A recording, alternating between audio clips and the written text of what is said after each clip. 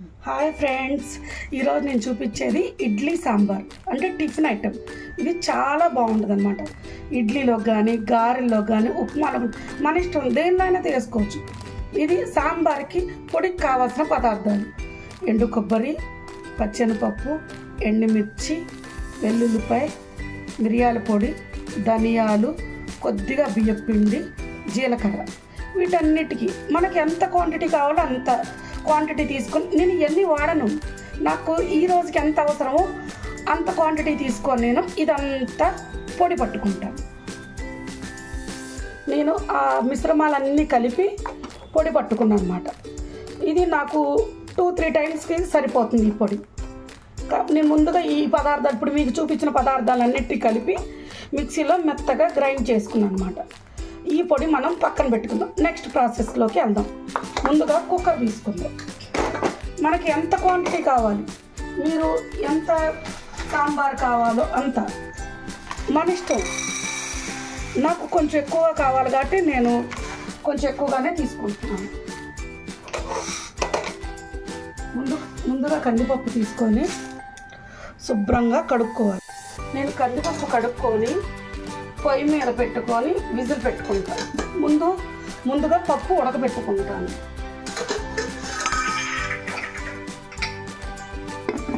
ముందుగా పప్పుని ఉడకనిస్తాను.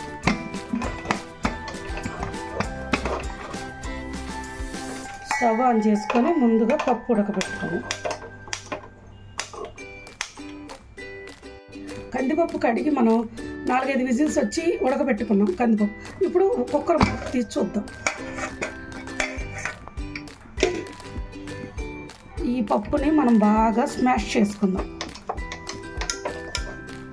బాగా మెదుపుకుంటే, ఎంత మెదిపితే అంత మంచిగా ఉంటాయి అన్నమాట. ఇలా పప్పుని మెదిపి మనం ఒక గిన్నెలోకి వంపేసుకుందాం. ఈ పప్పుని మొత్తం ఒక గిన్నెలోకి ట్రాన్స్ఫర్ చేసేసుకుందాం.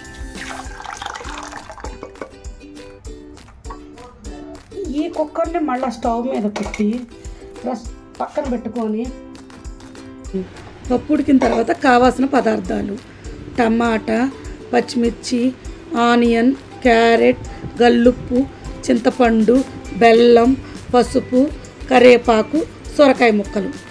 వీటన్నిటినీ కలిపి కుక్కర్లో ఈ సాంబారు కొంచెం కష్టమైన మంచి టేస్టీగా ఉంటుంది. ఇందాక మనం చూపించిన పదార్థాలన్నీ పౌడర్ పట్టుకున్నాం. నెక్స్ట్ కందిపప్పు ఉడకబెట్టుకొని పక్కన పెట్టుకున్నాం. ఇప్పుడు అదే కుక్కర్లో మనం ఏమేమి చేయాలంటే టమాటా, పచ్చిమిర్చి, ఆనియన్, క్యారెట్, సొరకాయ, కరివేపాకు ఇంతవరకు వేసి ఉడకబెట్టుకున్నాం.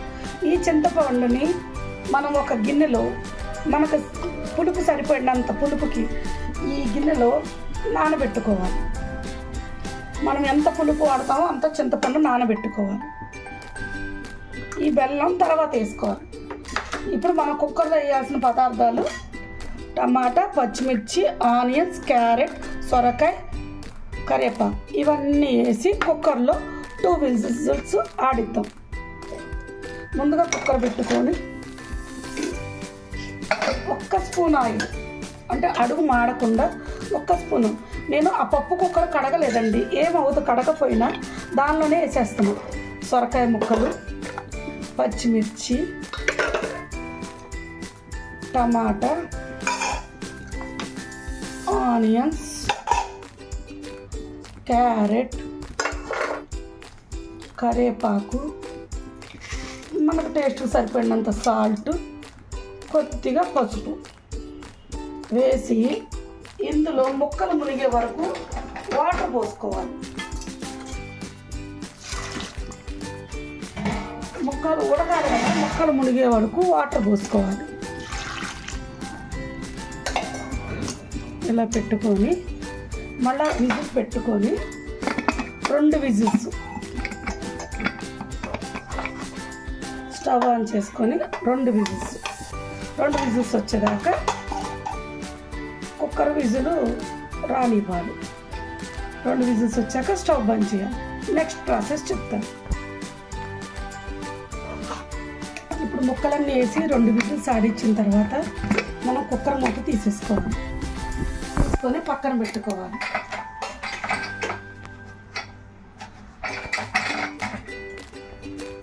ఇందులో మనం ఇందాక నానబెట్టుకున్న చింతపండుని చిక్కగా పిండుకోవాలి.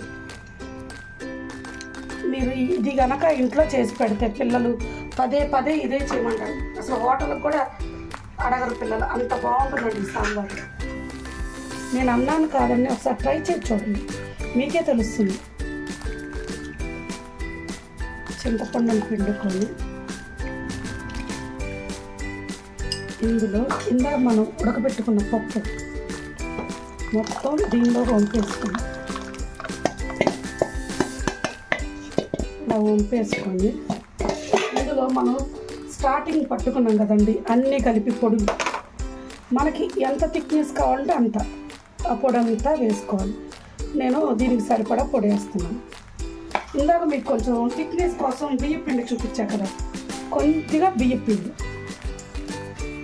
ఇదేంటంటే థిక్నెస్ కోసం. ఇందులోనే మనకి టేస్ట్కి సరిపడినంత బెల్లం కొంచెం ఎక్కువే పడుతుందండి ఇందులో, ఎందుకంటే ఇది పుల్లగా తీయగా కారంగా ఉంటుంది. ఇప్పుడు నేను స్టవ్ ఆన్ చేసుకుంటున్నాను.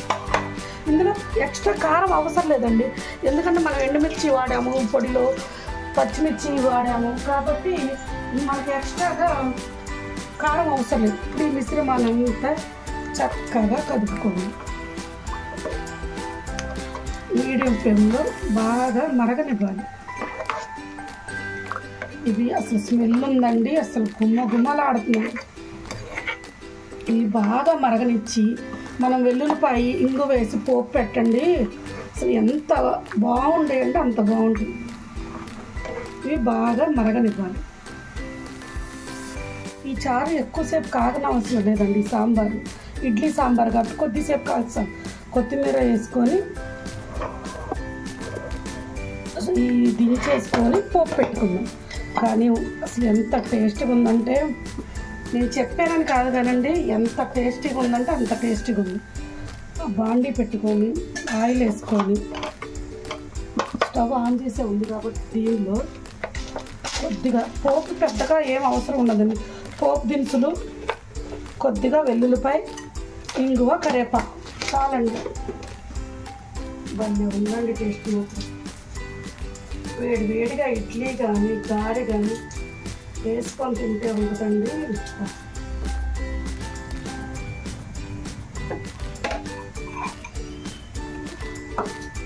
ఈ పోపు వేగాలండి, కొంచెం వేగాలి. ఈలోపు వెల్లుల్లిపాయ దంచుకోండి.